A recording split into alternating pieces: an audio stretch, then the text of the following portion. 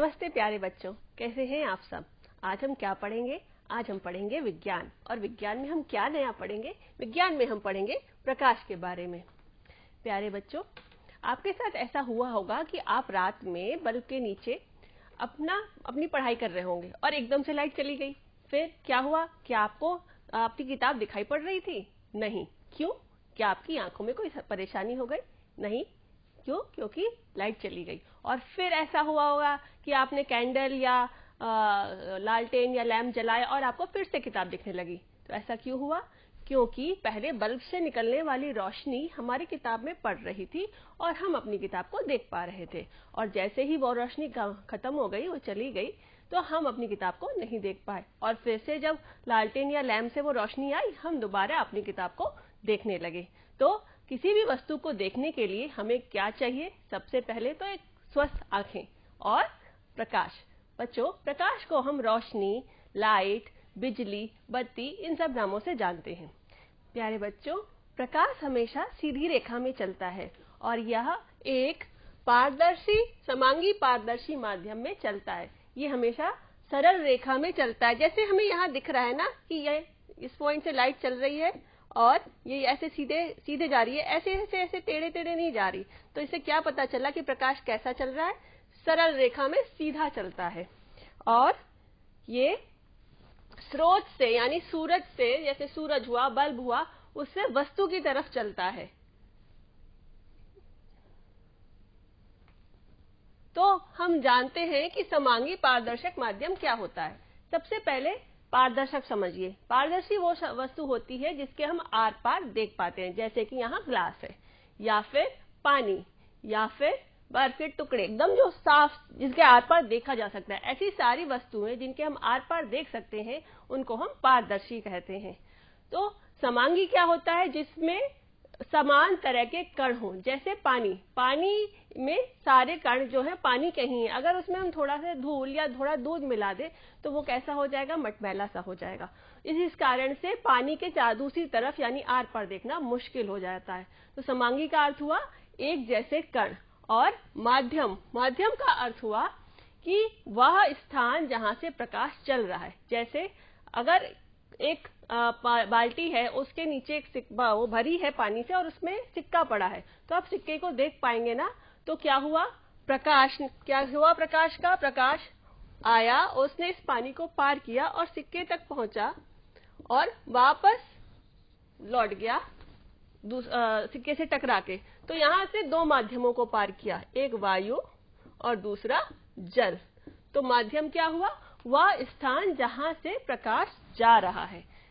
इस कारण से हम यहाँ ये कह सकते हैं कि जो प्रकाश होता है वो पारदर्शक माध्यम, समांगी माध्यम से चलता है। इसका हम एक और उदाहरण समझ सकते हैं। जैसे कि ऐसे आप अभी मुझे देख पा रहे हैं और मैं कहाँ हूँ? इस वायु में। अगर यहाँ अभी धुआं आ जाए, बहुत सारा धुआं, तो क्या आप मुझे देख पाएंगे? नहीं। क्यों?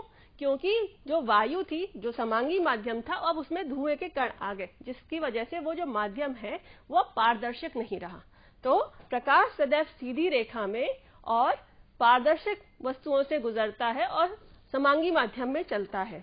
प्रकाश में गति होती है, यानी वो एक स्थान से चल के दूसरे स्थान पर जा रहा होता है। और ये कैसे जाता है? इसको हम हमेशा इस तरह के तीर के निशान से दिखाते हैं। इसका क्या अर्थ हुआ? जिस जगह स्रोत है, यानी जहां रोशनी आ रही, जहां से रोशनी पैदा हो रही है, और जिस जगह वस्तु है, जैसे यहाँ है मेरी किताब है, तो जिस जगह वस्तु है, तो ये स्रोत से वस्तु की ओर आता है। तो इसको हम इस तीर यानी बाण, और ये क्या हुआ? बाणाग्र से दिखाते हैं। तो यहाँ स्रोत हुआ, यहाँ वस्तु हुई, और इस तरह से हम इसको दिखाएंगे। और ये जो मार्ग हुआ इसको हम कहते हैं किरण।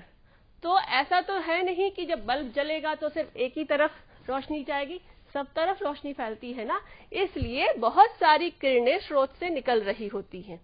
और जब ये बहुत सारी किरणें स्रोत से निकल रही होती हैं, तो हम इन्हें क्या कहते हैं? किरण पुंज। क्या बोलेंगे? किरण पुंज। किरण को इंग्लिश में रे कहते हैं। और किरण पुंज कई प्रकार के होते हैं: समानांतर, अभिसारी और अपसारी। समानांतर किरण पुंज एक में किरणें एक दूसरे के बिल्कुल समानांतर चल रही होती हैं, एक दूसरे से बिल्कुल सटी सटी और पास पास और एक सीधी रेखा में चल रही होती। इस तरह की किरणें दूर रखे जो स्रोत है उनसे आ रही होती, जैसे कि सूरज बहुत दूर है और सूरज से आने वाली किरणें जो होती हैं वो समानांतर किरण पुंज होता है। इसी प्रकार से दूसरा किरण पुंज है अभिसारी क्या होता है? किरण एक जगह आके जुड़ रही होती किरण पुंजें। तो ये कैसा किरण पुंज हुआ? अब अभिसारी इस तरह के किरण पुंज आपने अक्सर टीवी में या कोई कार्यक्रम हो रहा हो वहां देखे होंगे। जब कलाकार स्टेज पे होता है तो उस पर बहुत सारी लाइट चारों तरफ से डाली जा रही होती, तब कैसा किरण पुंज बनेगा? अभिसारी। और एक और किरण पुंज है जिसको हम कहते हैं अपसारी। ये स्रोत से जो प्रकाश का स्रोत है उससे निकल के किरणें फैल रही होती हैं, दूर दूर जा रही होती। जैसे आपने टॉर्च जलाई और देखा होगा टॉर्च का जो गोला होता है वो छोटा होता है और टॉर्च को अगर हम ऊपर ले जाते हैं तो वो गोला बड़ा बनने लगता है। तो उसका क्या अर्थ हुआ कि ये जो गोला है ये बड़ा हो रहा है, यानी जो हमारी किरणें हैं ये फैल रही हैं, दूर दूर जा रही हैं। तो ऐसे किरण पुंज को कहेंगे अपसारी।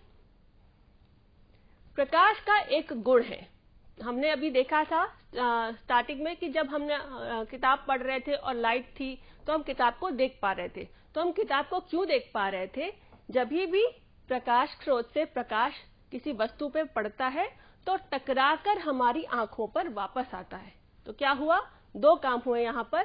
पहले जो प्रकाश स्रोत है जैसे बल्ब, सूरज, लालटेन, इनसे प्रकाश निकला और किसी वस्तु पे पड़ा, और दूसरी चीज क्या हुई? उस वस्तु से वापस हमारी आंखों में गया। तो इस गुण को क्या कहते हैं? परावर्तन। हमें कोई भी वस्तु तभी दिखाई पड़ती है जब प्रकाश उस वस्तु से टकराकर हमारी आंखों पे पड़ता है। जैसे यहाँ पर ये पानी दिख रहा है, क्यों? क्योंकि सूरज की जो रोशनी है वो यहाँ पे टकरा रही होगी और फिर हमारी आंखों में पड़ती है। इसी प्रकार से जैसे ये फल दिख रहे हैं, यहाँ पे भी सूरज की रोशनी इस फल से टकराकर हमारी आंखों में पड़ रही है, इस वजह से हमें दिख रहा है।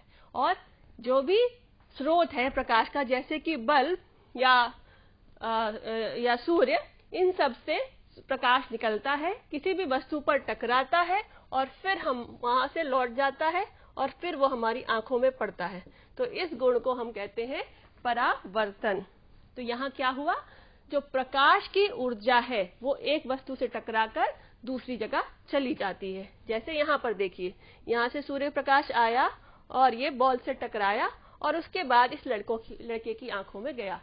इस कारण से ये लड़का इस बॉल को देख पाया और इसी कारण से ये इन पेड़ों को, पहाड़ को, इस आकाश को, इन बादलों को भी इन्हीं कारणों से वो देख पाता है। परावर्तन की क्रिया हर वक्त, हर सेकंड हो रही होती है और इसी वजह से हमें कोई भी वस्तु दिखाई देती है।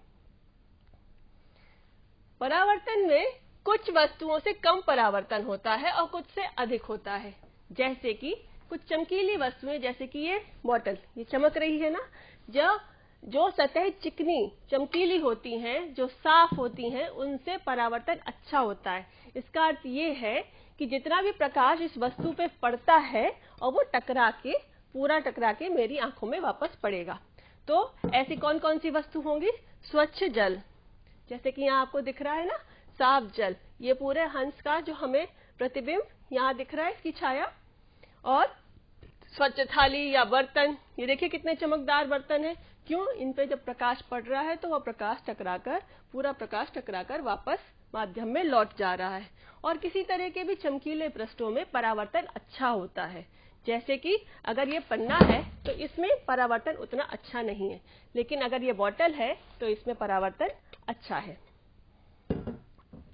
तो परावर्तन में मुख्यतः 3 घटनाएं होती हैं। पहली कि वस्तु जो प्रकाश से जो आ रहा है ना स्रोत से, वो वस्तु पर आता है, तो वस्तु इसमें से कुछ जो प्रकाश है उसको अपने अंदर सोख लेती है। जैसे चीजें गर्म हो जाती ना, धूप में रखी चीजें गर्म हो जाती, क्यों? क्योंकि जो भी धूप से जो प्रकाश की ऊर्जा है वो वस्तु ने सोख ली और अपने आप को गर्मी ले ली, उससे गर्मी ले ली। तो पहला घटना ये है कि प्रकाश आता है, वस्तु पे पड़ता है और ये वस्तु प्रकाश को सोख लेती है, अपने अंदर कर लेती है।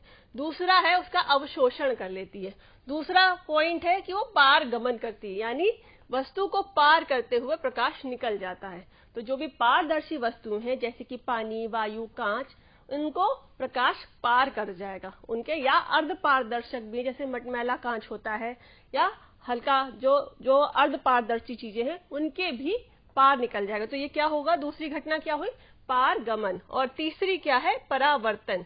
जो अपारदर्शी वस्तुएं हैं जिनसे प्रकाश आर पार नहीं जा सकता, उनसे टकरा कर वापस आएगा। तो क्या हुआ, यहां से प्रकाश चला, वस्तु तक आया, कुछ प्रकाश इस वस्तु ने अवशोषित कर लिया, सोख लिया, अपने अंदर कर लिया, और कुछ प्रकाश को परावर्तित कर दिया, यानी टकरा कर वापस भेज दिया माध्यम में। तो ये 3 घटनाएं हुई परावर्तन में। परावर्तन में तल की प्रकृति भी होती है। तल कैसे, तल का मतलब क्या हुआ, जैसे कि ये तरबूज था ना, तो यहाँ पर ये प्रकाश टकरा रहा ना, तो यहाँ पे ये तल हो गया। ठीक है, तो कोई भी वस्तु जैसे कि ये बॉटल, यहाँ पे ये क्या है, इसका तल है। ये पन्ना, ये क्या है, ये तल है। तो तल कैसा है, इस बात पे भी प्रकाश का परावर्तन निर्भर करता है। तो जो भी चमकीली वस्तु है या पॉलिशदार वस्तु है, उनमें परावर्तन ज्यादा होता है, चमक हमें दिखाई पड़ती, जितना भी प्रकाश उन पर पड़ता है सारा प्रकाश उनसे टकराकर माध्यम में लौट जाता है। और जो प्रकाश रहित वस्तुएं हैं उनमें परावर्तन कम होता है। क्यों, क्योंकि जो प्रकाश उन पर पड़ रहा है उसमें से कुछ प्रकाश वो अवशोषित कर लेती वस्तु, और कुछ प्रकाश को परावर्तित कर देती है। तो प्रकाश की जो परावर्तन है वो तल की प्रकृति पर निर्भर है। और ये तल 2 प्रकार के होते हैं, समतल चिकने परावर्तक तल और खुरदरे परावर्तक तल। जैसे कि ये कोयला, ये कैसा है, खुरदरा है, तो इसमें प्रकाश, ज्यादातर प्रकाश इसमें अंदर सोख लिया जाएगा और कुछ प्रकाश से टकराकर वापस माध्यम में लौटता है। और जैसे ये क्या है, अंगूठियां सोने की बनी, तो सोना एकदम चमकदार होता है ना, तो इसमें क्या, जितना भी प्रकाशी किरणें इसके तल पे यानी इन अंगूठियों के ऊपर पड़ रही होंगी, वो सारी ही लौटकर वापस माध्यम में चली जाती हैं। तो इस वजह से ये ज्यादा चमकीली, ज्यादा चमकदार दिखती हैं। परावर्तन मुख्यतः 2 प्रकार के होते हैं। जो चिकने से तल से हो रहे हैं उसमें कैसा हो रहा होता है, नियमित परावर्तन। इसका अर्थ क्या है कि प्रकाश की किरणें जब आएंगी ना इस पे, जैसे सूरज से आ रही थी, हमने कैसा पढ़ा था कि सूरज से जो किरणें आती है वो कैसी होती है, समानांतर। तो अगर सूर्य से ये किरणें आ रही हैं तो लौटती भी समानांतर है। देखिए, लौट रही है, एक दूसरे के बराबर से लौट रही है ना। तो जब नियमित परावर्तन हो रहा है, यानी चिकने तल से जो परावर्तन हो रहा है, जैसे कि सोने चांदी के जेवर से, इस तरह की बोतल से, या फिर शीशे से, जो दर्पण जिसको हम देखते हैं उससे, तो उससे कैसा परावर्तन हो रहा होगा, नियमित। यानी उसमें जितने भी ये किरणें आ रही हैं, आके जब वापस जाती है तो आने वाली किरण भी समानांतर है और जाने वाली किरण भी समानांतर होती है। और अनियमित परावर्तन, जैसे कि ये पन्ना है, इसमें कैसे होता है, इसमें किरणें नियमित आती तो समानांतर है, एक दूसरे से समानांतर, लेकिन जब यहाँ से लौटती हैं तो टेढ़ी मेढ़ी हो जाती हैं। इस कारण से जो किरणें हैं वो हमें खुरदरे तल से हमें ऐसा अनियमित परावर्तन दिखाई पड़ता है। ये पन्ना चमकदार नहीं है। क्यों, क्योंकि इससे इस प्रकार का परावर्तन हो रहा होता है। सबसे अच्छा नियमित परावर्तन हमें दर्पण से दिखता है। दर्पण यानी शीशा, जिसमें हम अपने आप को देखते हैं और तैयार होते हैं। तो दर्पण कैसे बनता है, दर्पण को आपने देखा, उसमें क्या क्या होता है। एक चीज तो सबने देखी कि उसमें कांच होता है। तो दर्पण में एक पतली कांच की लंबी सी पट्टी होती है, और उसके पीछे चमक के लिए क्या लगाते हैं, चांदी की पतली परत। तो चांदी जो है उसमें चमक बहुत अच्छी होती है। उसमें अगर हम अपने आप को देखते हैं तो हमें अपना पूरा प्रतिबिंब दिखाई पड़ता है। लेकिन चांदी का एक अवगुण ये है कि वो जल्दी से खुरच जाती है। तो चांदी की परत को खुरच से बचाने के लिए हम दर्पण के पीछे लाल या हरे रंग का पेंट कर देते हैं, जिसको हम कहते हैं कोटिंग। तो जब एक समतल दर्पण बनता है तो उसमें क्या क्या चीजें चाहिए, बनेगा तो क्या क्या चीजें चाहिए। एक तो लंबी कांच की पट्टी, उसके पीछे वो चमकदार बने, उसमें हम अपना प्रतिबिंब देख पाए, उसके लिए चाहिए चांदी। और चांदी को बचाने के लिए, खुरच से बचाने के लिए, उसके पीछे लाल रंग का पेंट। इस प्रकार से एक दर्पण, एक अच्छा दर्पण तैयार होता है। एक आदर्श दर्पण क्या होता है, आदर्श दर्पण का अर्थ ये है कि इस पे पड़ने वाला सारा प्रकाश परावर्तित हो जाए, वो कुछ भी प्रकाश अपने अंदर अवशोषित ना करे। हमने अभी परावर्तन में पढ़ा था ना कि परावर्तन में कुछ प्रकाश वस्तु अपने आप में अपने अंदर अवशोषित कर लेती है, यानी सोख लेती है। लेकिन आदर्श दर्पण को कैसा होना चाहिए कि उसमें जितनी भी प्रकाश की किरण पड़ रही है, जैसे मान लो इस दर्पण पे ये 4 प्रकाश की किरणें पड़ रही हैं, ठीक है, तो इसने क्या किया, 3 तो वापस माध्यम में भेज दी और एक को उसने क्या किया, अपने में अवशोषित यानी सोख लिया। तो ये कैसा दर्पण हुआ, ये दर्पण आदर्श नहीं है। आदर्श दर्पण क्या करेगा, जितनी भी किरणें आई हैं उतनी सभी किरणों को वापस वो माध्यम में भेज देता है। एक बात और ध्यान दीजिए, जब हम दर्पण को अपनी कॉपी पे या किताब में या बोर्ड पे बनाते हैं तो हम दर्पण को कैसे दिखाएं कि ये दर्पण है। उसके लिए हम एक सीधी लाइन खींचेंगे और इसके नीचे ये छोटी छोटी लाइनें इस प्रकार से बना दी जाती हैं। इससे क्या होता है, जो देखने वाला है उसे ये पता चल जाता है कि यहाँ पर एक समतल दर्पण बना है। समतल दर्पण से परावर्तन कैसा होता है, ये देखिए, यहाँ एक किरण आई और किरण आकर इस पॉइंट पर दर्पण से टकराती है और वापस इस यहाँ से चली जाती है। यहाँ पर किरण की जो डायरेक्शन है यानी तीर का निशान, ये बहुत जरूरी है दिखाना। तो जब किरण आ रही है, इस किरण को हम कहते हैं आपतित किरण। आने वाली किरण को क्या कहेंगे, आपतित किरण। और जान और टकरा के वापस चली गई तो परावर्तन हो गया टकराते ही, तो इस किरण को क्या कहेंगे, परावर्तित किरण। और यहाँ पर हम बीच में एक लंब डालते हैं, इस लंब को हम कहते हैं अभिलंब। लंब मतलब यहाँ से अगर हम देखें तो ये 90 डिग्री का कोण बनाएगा। तो अभिलंब से ये जो कोण होता है ये होता है आपतन कोण, और अभिलंब से इधर का कोण होता है परावर्तित कोण। तो नियम ये कहता है कि जब आपतित किरण आती है और परावर्तित हो जाती है तो उसका अभिलंब से जो कोण है यानी आपतन कोण परावर्तित किरण यानी परावर्तन कोण के बराबर होता है। ये देखो, आपतन कोण बराबर परावर्तित कोण, ठीक है। ये देखो यहाँ पे क्या हो रहा है, ये किरण यहाँ से आ रही है और यहाँ पे टकराती है और वापस चली जाती है। तो आपतित किरण, परावर्तित किरण और अभिलंब एक ही पॉइंट पे है। ऐसा नहीं है कि ये यहाँ आई, टकराई और ये यहाँ से निकली, ऐसा नहीं होगा। ये तीनों चीजें इसी पॉइंट पे होंगी, ठीक है। तो 2 नियम हुए। पहला, आपतन कोण परावर्तित कोण के बराबर होता है। आपतन कोण को हम एंगल I लिखते हैं और परावर्तन कोण को एंगल R। एंगल I बराबर एंगल R, ठीक है। और दूसरा नियम क्या हुआ, आपतित किरण, परावर्तित किरण और अभिलंब तीनों एक ही पॉइंट पे मिलते हैं। तो ये परावर्तन का नियम है। जब समतल दर्पण में हम अपना प्रतिबिंब देखते हैं यानी अपनी छाया देखते हैं, इंग्लिश में हम इसे इमेज कहते हैं, तो यह प्रतिबिंब भी 2 प्रकार का होता है। जब एक होता है आभासी प्रतिबिंब और दूसरा वास्तविक प्रतिबिंब। वास्तविक प्रतिबिंब तब बनता है जब जो किरणें हैं, जो परावर्तित किरणें हैं, वो वास्तव में दर्पण से मिल रही होती हैं, दर्पण के बाद परावर्तित होने के बाद मिल रही होती हैं, तो वास्तविक प्रतिबिंब बनता है। ऐसे प्रतिबिंब को यानी जो वास्तविक प्रतिबिंब है उसको हम किसी पर्दे पर या कागज पर ले सकते हैं। जैसे कि यहाँ पे दिखाई पड़ रहा है कि ये कैंडल जल रही है, कैंडल से प्रकाश की किरण यहाँ आई, यहाँ से टकराई और यहाँ पर इसका प्रतिबिंब बन रहा है इस जगह पर, ये देखिए।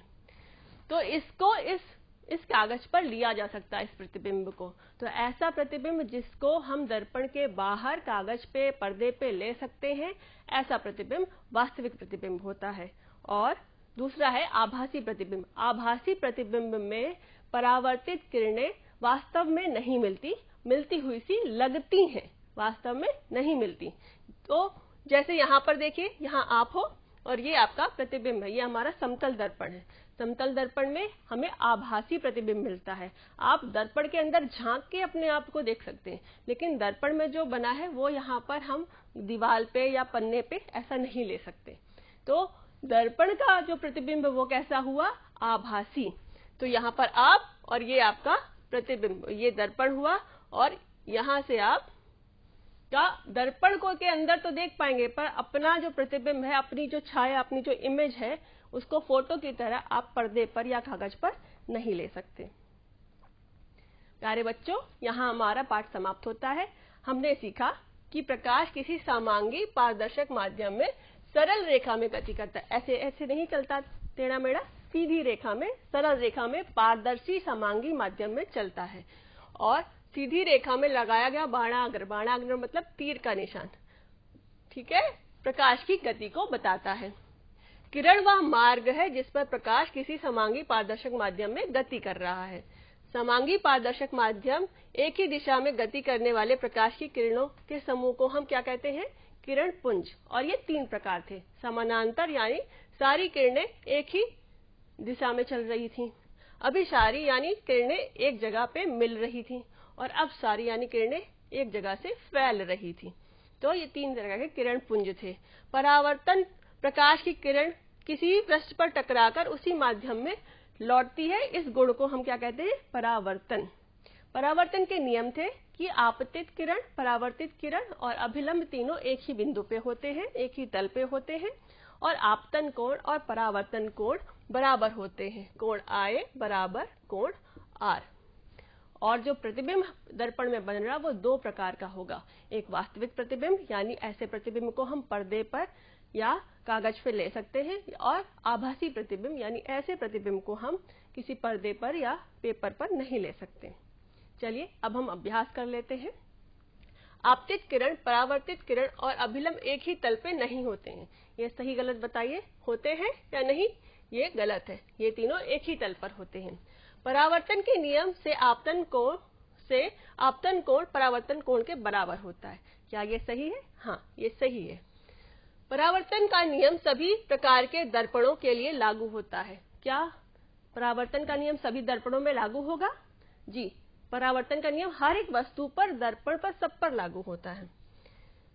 परावर्तन समतल दर्पण द्वारा बनाए गए प्रतिबिंब को पर्दे पे लिया जा सकता है। क्या हम अपना जो जिस शीशे में हम अपने आप को देख रहे हैं उसका हम फोटोग्राफ निकाल सकते हैं शीशे से? नहीं, क्योंकि वो किसी पर्दे पे या पेपर पे वो प्रतिबिंब नहीं निकाला जा सकता। इस वजह से ये गलत है।